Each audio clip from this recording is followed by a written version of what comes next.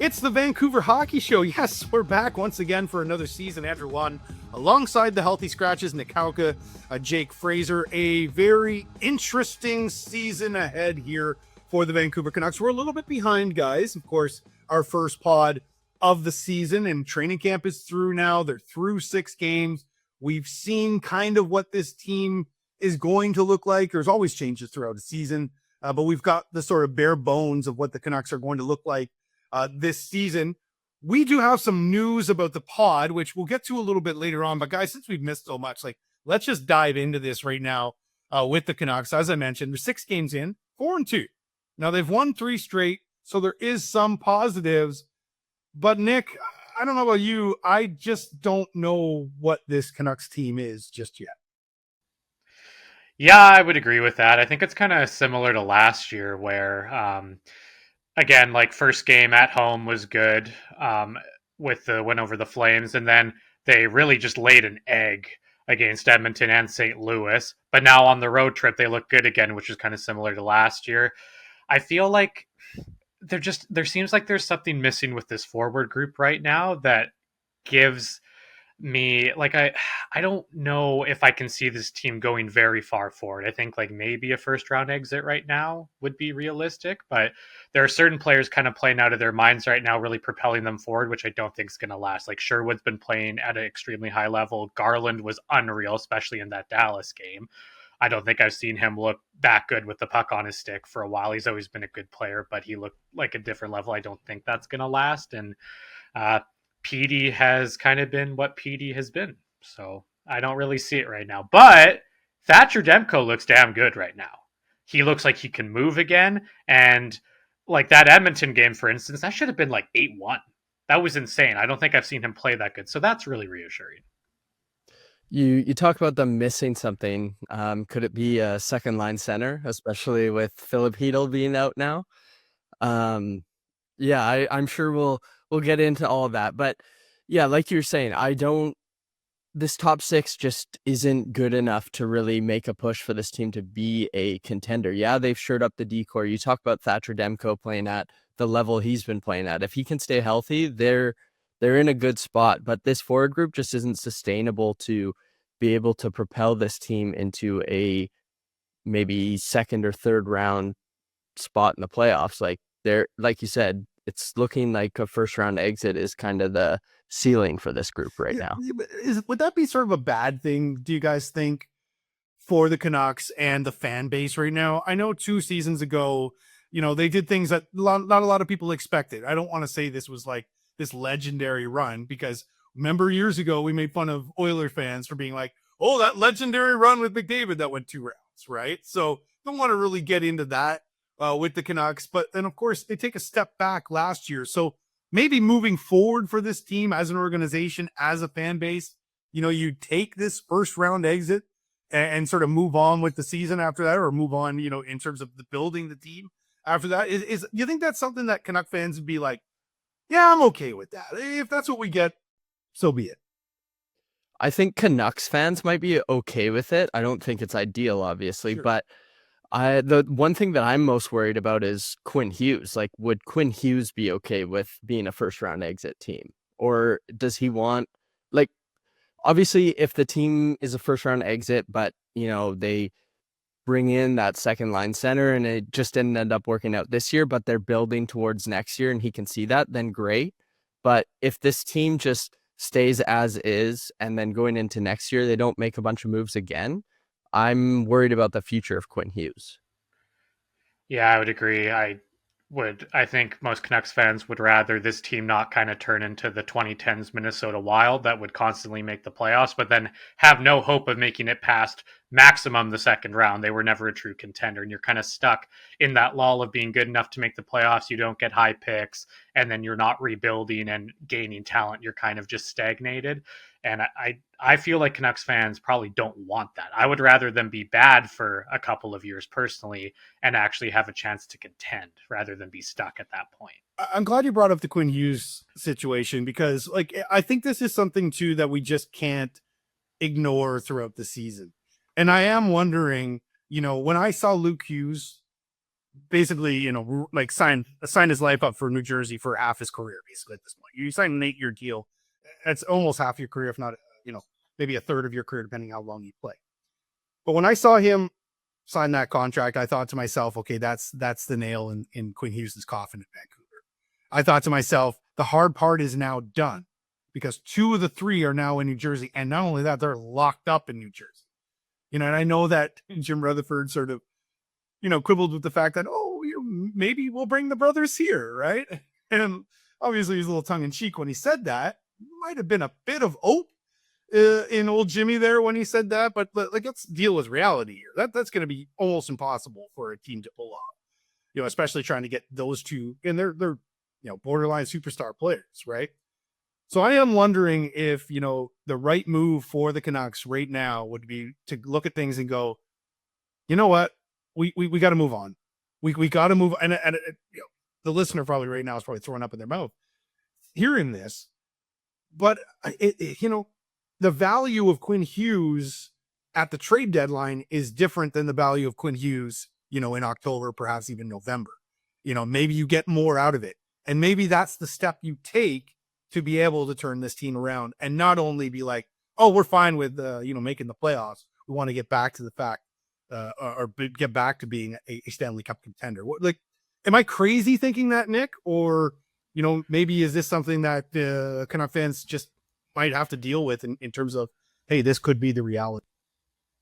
I think if this was any other franchise, that would be crazy. But considering what this team has been for the last 10 or so years, I don't think it's that crazy. I think it's a terrible look to move off of your second consecutive captain. But at the same time, you can't risk losing him for nothing. If you don't think a deal's imminent, you can't lose a player of that caliber, a generational talent, for absolutely nothing, right?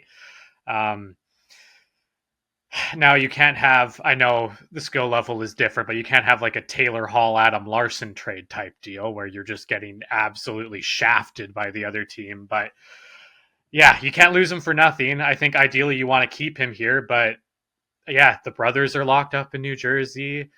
I mean, there's lots of things going on with this franchise that maybe Quinn doesn't want to be here anymore. Again, the practice facility thing. How does this team not have a practice facility in a big hockey market? That's beyond me, but and just kind of the mismanagement recently. So yeah, I think it's better to move him than lose him for nothing. But at the same time, just losing a generational defenseman like that just makes me sick to think about. I just wonder, could you see something similar to Connor McDavid? I know it's different because they've been to the Stanley Cup final and everything, but could you see him sign a shorter term deal just to give one last chance for the Canucks to figure things out with him here? But isn't that just kicking the can down the road? Do you know what I mean? I see what you're saying. And I think with the McDavid situation, it's tough to sort of align those two because of the fact that McDavid's basically saying, listen, guys, we got to win a cup. You got to prove to me that you're going to build a team around me to win a cup, or I am going to go elsewhere, and try to hitch my wagon to a team that's ready to contend. Quinn Hughes is not in that situation, right? And I am wondering, what is Quinn Hughes' frame of mind? I wonder, because this must be tough for him. Obviously, he loves Vancouver. And he's, been a loyal soldier for this organization. He accepted the fact that they wanted to make him the captain. And obviously that had to be in the back of his mind that, if I am going to leave this organization at one point, am I going to leave it as the captain? That's a little bit different maybe than the situation that he was in before. But at the same time too, if you're Quinn Hughes, you're going I don't know if I can do another, 3 years of building here. Right? I want to strike while the iron's hot. And like I said, the hard part is done in New Jersey. The 2 brothers were already there. They're already drafted by the organization, and now they're locked up for a while. I don't know. I wonder if it's just okay, this is the perfect storm for, Quinn to move over there. And in his mind, he might even be thinking I might be doing this organization a solid by getting them, maybe 3-4 pieces back that, they can accelerate their rebuild. I would be very curious to wonder what, or to get into the mind that is of Quinn Hughes. We missed training camp here on the pod, and I was explaining to you guys before we started recording here, preseason hockey just doesn't do it for me. And there's very little intrigue, I think, around. Maybe there was some intrigue with the Canucks this year, considering some of the new bodies they brought in. Evander Kane, that young kid Coots that made a bit of waves in the preseason, got a couple of looks here in the NHL this year. But I just find that training camp is one of those ho-hum, all right, let's get to the season sort of thing. And now here we are. But like, did anything surprise either of you? And I'll start with you, Jake. Like, did anything surprise you coming out of camp? Was it as simple as Coots sort of making a name for himself? Yeah, I think it was, honestly, just being the 15th overall pick. I mean, how often does that happen where he makes the team out of camp, especially in a draft class that a lot of people considered to be weaker than normal? So yeah, I was very surprised by his ability to make that jump. Obviously, it didn't last very long, but I think it was great for him and for his development to get those 3 games in, get a taste of what it's like to play in the NHL. And, he didn't look wildly out of place, but obviously he didn't really add much to the team either. So yeah, I mean, it was an encouraging thing to see from your 15th overall pick, but at the same time, like, he's down in the minors now, and hopefully he can maybe come back next year and make the team, or with the new rules next year, you can play in the AHL at 19 years old as well. Yeah, I think that's really important that he gets the reps being the guy too, right? And we saw it last year with DPD. I know a little bit of a different situation with him going back to the AHL, but and it was kind of the opposite. DPD looked completely out of place in the NHL game, and Coots didn't. He looked like he belonged for the most part. Once the regular season got around, it was a little faster him, I think. But I think if you had given him 10 to 20 games, he probably would have been okay. But once DPD returned from that, he was a completely different player, right? Once he got that development and attention. So if Coots can get that, I think you got to feel pretty strongly that he has a good chance to make the team next year and could maybe be a third line center right off the bat for them. Yeah. And these are good things for the Canucks as well. Like, getting these young players that can come up. We're talking about the fact that they're trying to turn a corner right now. Having guys like that sort of in your back pocket as you start to make the, ascend back to being a Stanley Cup contender, if they can get themselves to that. I think it's pretty key there. Were there any battles at all for you guys in training camp that were, like I said, didn't seem like there was a whole lot of intrigue around the Canucks in the training camp? Not really. I mean, it was just like that Abbey line made the team, but I guess that was interesting to see Baines in the top 6 to start the year, but I wouldn't say there were really any surprises as to who made the team other than Coots. Like, it was the team doesn't have a ton of forward depth either within the organization, so you kind of just had to go with the guys that you expected. Yeah, I would agree. It's just kind of like the depth guys fighting for those bottom 2 lines, really. So I know, like, the defensive core, there's a little bit, right? Like, oh, is Willander gonna be able to, like, be in the rotation steadily? There was a little bit of that, right? And which of those defensemen are going to make into the lineup with Mancini and stuff like that too, right? We can maybe talk about it later, but there's actually a lot of defensive depth now. It's almost the reverse of last year. Maybe we could use that and swing that to get a center. Well, and also too, they announced today that Nils Höglander has been placed on LTIR as well. So maybe there's something they could do with Höglander's salary as well to try to improve this team. Elias Pettersson's going to want to improve his game. And it's another slow start for PD. 3 points in his first 6 games, just 1 goal. I don't know, guys. Like, it just feels like we're just living in hope with this player nowadays, and so that he can return to be that player. I know the whole, Jonathan Huberdeau 2.0 has been, brought up around Elias Pettersson. I don't know if that's necessarily fair to him or to Jonathan Huberdeau for that matter. But I mean, like, what is it going to take here? Because the Canucks fans are all, clamoring about the fact that, oh, we need a second line center. Of course, Philip Hedl going down against Washington was never good, and we're going to get to that in just a moment. But, like, almost seems to me like they've got a second line center, and he wears number 40. What do you guys think? I mean, yeah, I would say to this point, like, you could argue that he hasn't even been a 2C. Like, there have been games where he's looked like a third line shutdown center or 2-way center, but I have seen some encouraging signs. I mean, we talked about this all last year about the encouraging signs that he showed, and so we're doing it again now. But I mean, you look at the Capitals game. I thought he played fairly well. He scored that goal. He was laying down, stacking the pads, blocking Ovechkin's shot late in the game. And then there were some opportunities that he had in Chicago in overtime. There, he made a nice play, cut to the net, didn't end up scoring, but created a good scoring chance for himself. Created a good scoring chance later on that shift for Brock Besser.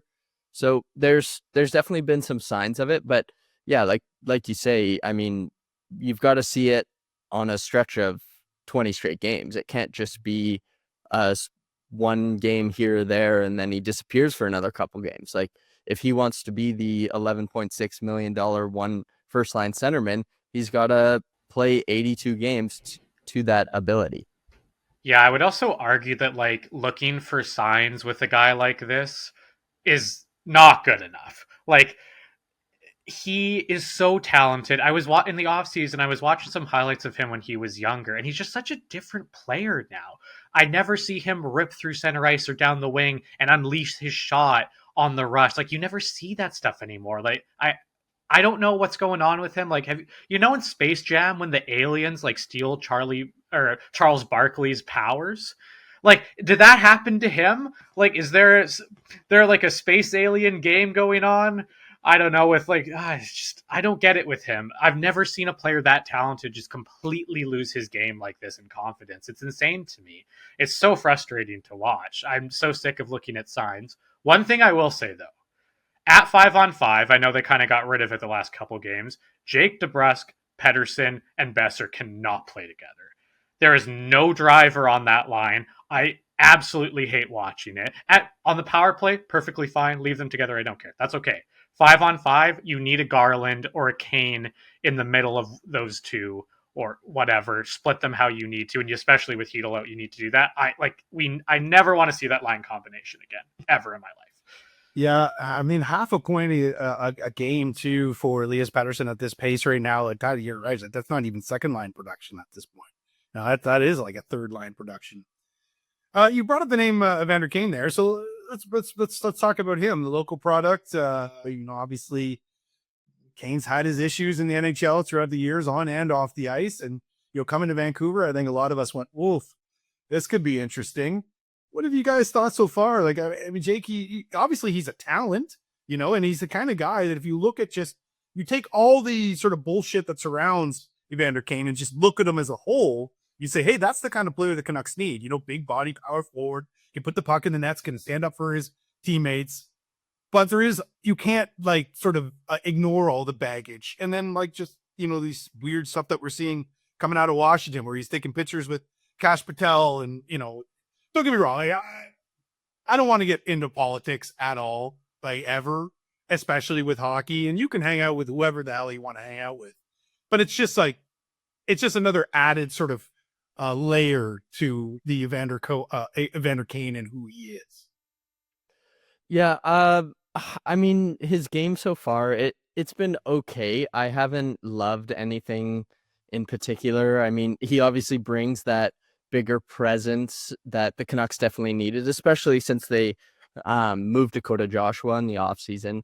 I think he's kind of been that replacement, but I also think that the team's just not putting him in the best situations, like playing him with Hedel and Garland to start the year. I don't think that's the right spot for him. I think Evander Kane now is, I mean, he's 34, 35 years old. He's a third line winger, shouldn't be on the first power play unit. Like I think the Canucks should have him on their third line and just be that big checking forward presence. And maybe he can score 15 goals this year. That would be great. But I don't expect him to be this like top six fill-in that I think a lot of fans thought he might be able to be when the Canucks traded for him in the offseason.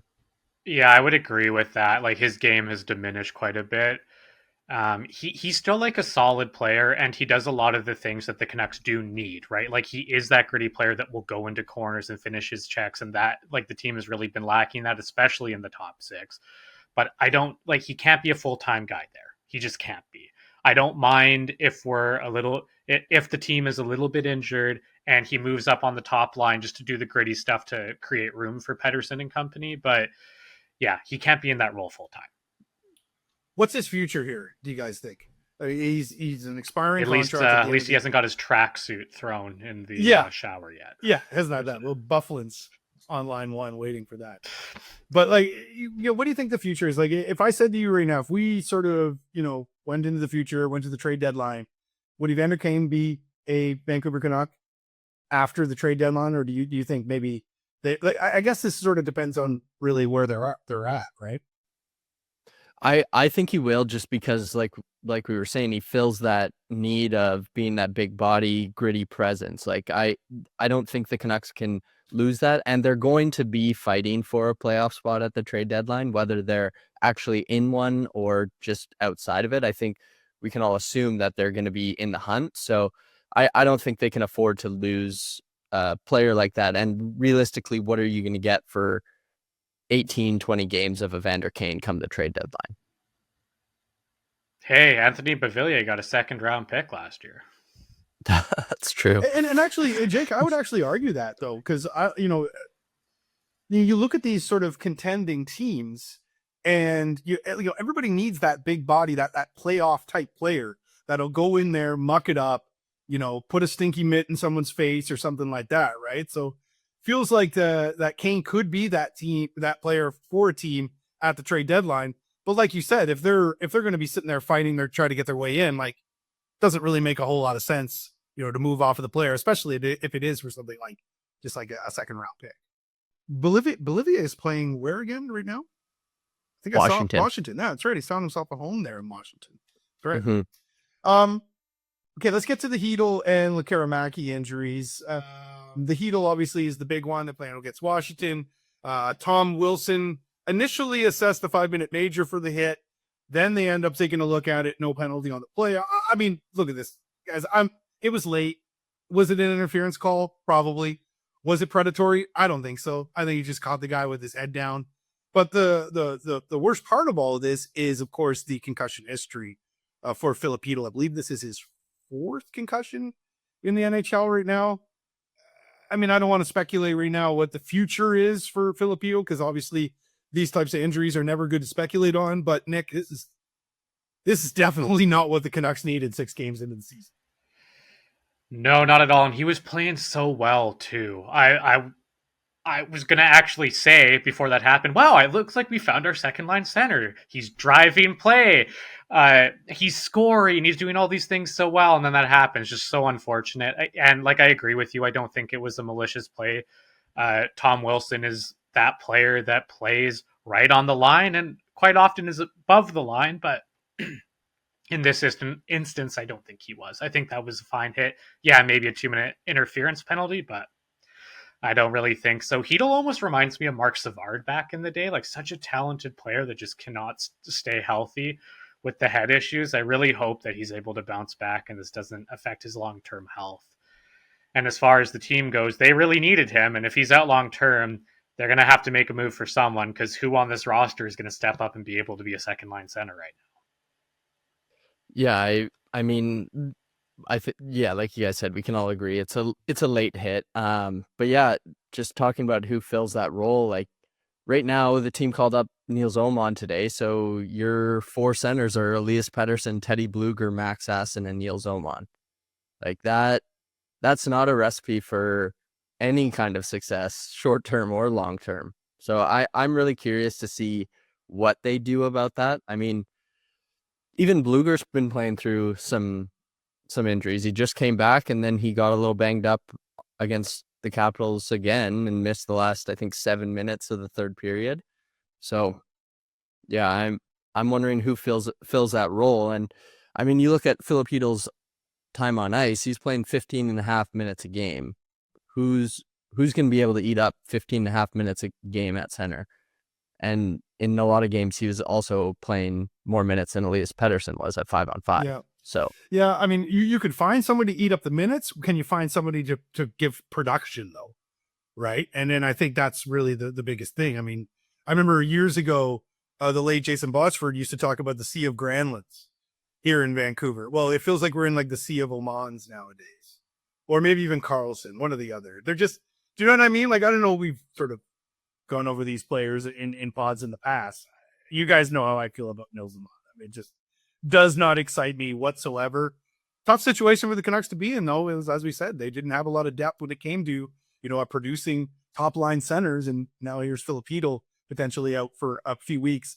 The Jonathan Lekkerimäki injury is not getting spoken about as much as the Hedel one. And of course, being what Hedel is to this team. But Lekkerimäki, of course, that first round pick from what was that 20? Was that the 21 draft, the 22 draft, whatever it was?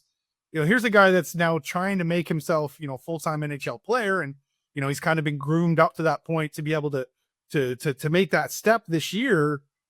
But then you see an injury like this, and guys, again, I don't want to speculate, but that, Nick, I don't know. That looked like perhaps a separated shoulder. I will speculate here now, as I say, I don't want to, but I mean, it kind of looked like that's something that, perhaps could be, are nagging him throughout the season.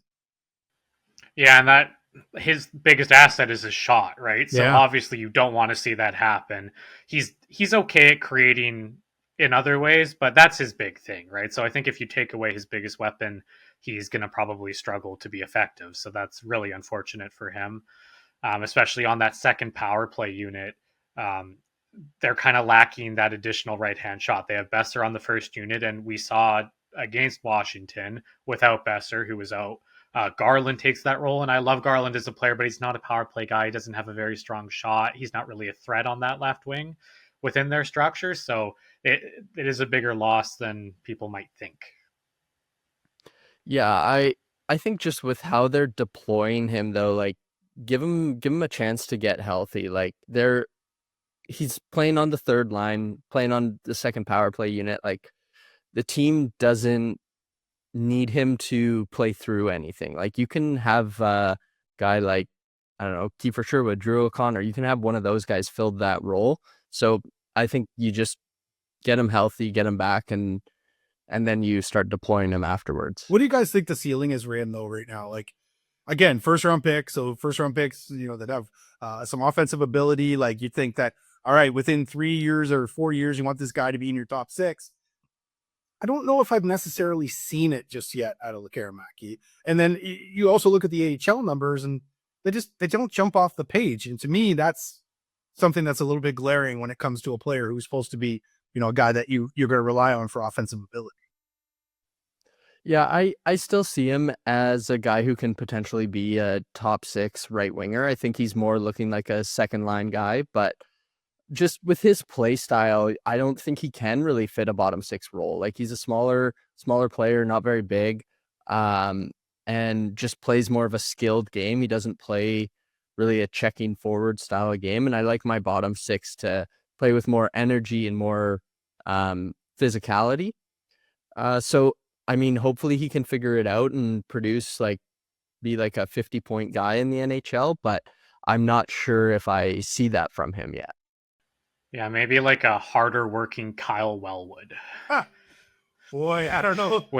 I don't know if that's the guy that you want to help your comparison. No offense to Kyle Wellwood, a decent NHL hockey player, but I mean, I don't think Canuck fans were hoping that Jonathan Lekkerimäki was going to be the next. Well, okay, hey, Wellwood had a filthy skill set, okay? He just didn't try at all. He had no motor. Yeah. So, I don't know. That's what he reminds me of right now. I don't know. I don't know if Canuck fans are going to want to hear that, but let's see what Lekkerimäki. Let's see what he can get out of this injury right now. And like you guys said as well, if the shot is something that is a weapon for him, is this going to be something that's going to hold that back? We'll have to see. All right, before we get out of here, and like I said, we do have some news that we want to get to about the pod, but I have one last question to ask you guys before we get to that, and I'll start with you, Jake. What's it going to take for this team to be a playoff team this year? And this is as simple as just, not having so many injuries early on to start the season. Is it a big trade perhaps that they can, get somebody to, get in here? I know they're not going to be, getting somebody superstar or something like that here, but, just one of those trades that could sort of get the team to be a little bit more balanced.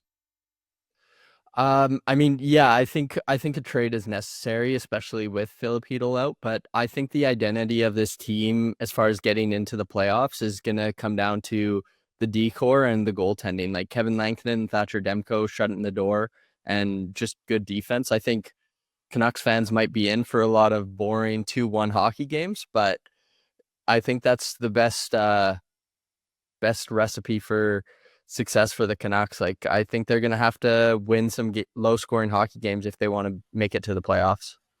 Yeah, they're going to have to play some Carey Price era Montreal Canadiens hockey. Just get dominated all game and just win 2-1. Yeah. Shots, let them outshot cup, 2-1. Right? Like, like had a bit of playoff success with Carey, so. Yeah, I mean, yeah, they were what, 2 games? Or no, they made it to game 6 against the Rangers in the conference finals. They're pretty close. No, they made it to the cup final that one year, and they. Oh yeah, right? They were a little bit better. Sorry, yeah. I'm talking like 20. Yeah, it's the bubble too. Come on, Canadian division. What the hell is that? That was a joke. Yeah, it was a joke. Did that season even happen? Like, you know what I mean? Like, this is the only thing going on in my life at that point. True. I was just watching. True. But actually, you know what? You bring up the bubble. That's kind of what this team has to do, right? Just have Demko stand on his head and score opportunistic goals. Yep. That's kind of what they have to do. Yeah, that's funny. It's not going to be fun to watch. That's what I wrote in my notes. What's it going to take to be a playoff team? I just wrote goaltending. I mean, and then look at Thatcher. He's holding his end of the bargain up right now. Oh, yeah. He's got a 922, I think, save percentage, or low, like 2.2 GAA. I don't love how much they're spending on the goaltending right now, but at the same time, too, with what we've known about Thatcher Demko over the years in terms of injuries, it might be best to keep Kevin Lankinen just in the back pocket. All right, so some news about the pod here, guys. As we mentioned, we're getting to bigger and better things, it feels like, this year. We're very pleased to announce that we are now part of the Hockey Podcast Network.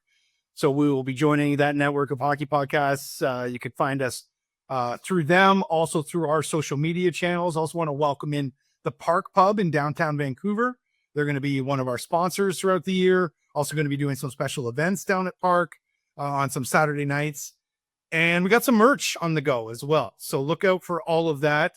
And you can find us on Twitter, Vancouver Hockey Show, and of course on Instagram as well, Vancouver Hockey, TikTok, Vancouver Hockey, and we'll get us up on our website as well to be able to get some of that merch. But very excited to be involved with the Hockey Podcast Network, guys, and looking forward to working with the guys down at Park Pub, because that is one of the better sports bars in Vancouver, located in the Best Western Sands Hotel there. And of course, we'll be getting some gear from Hideout Golf as well, right? Golf, hockey, they go hand to hand. Hideout Golf also down in the Best Western Sands Hotel there. Check them out, 1755 Davie Street. We'll be giving some prizes away throughout the year here on the pod as well. Some free golf. Free golf's always a good thing, right? Especially in the middle of winter when it's pissing rain here in Vancouver.